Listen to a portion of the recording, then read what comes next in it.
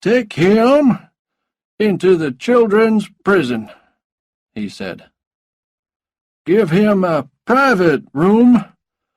Do not frighten him. I'll speak to his lawyer later today."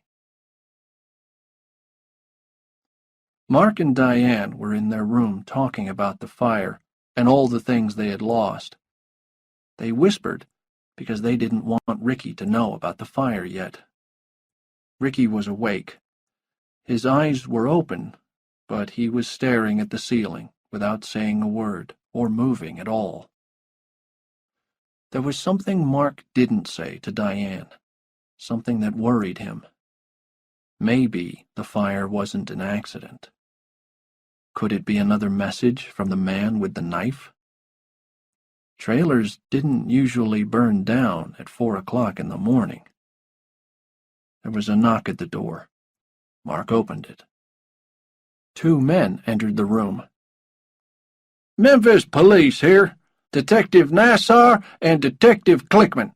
Looking for Diane Sway?" And they handed Diane some papers. "These are from the Children's Court, Miss Sway," said Nassar. "We're here to take Mark Sway into custody now, ma'am.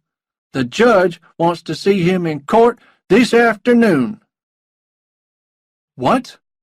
Diane shouted at Nassar, dropping the papers. "Judge's orders," said Nassar, picking up the papers. "You can't take my son!" shouted Diane. But they could, and they did, pulling him into the hall.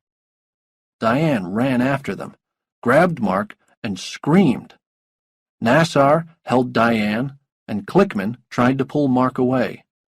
Diane kicked Clickman, and there was more screaming and fighting.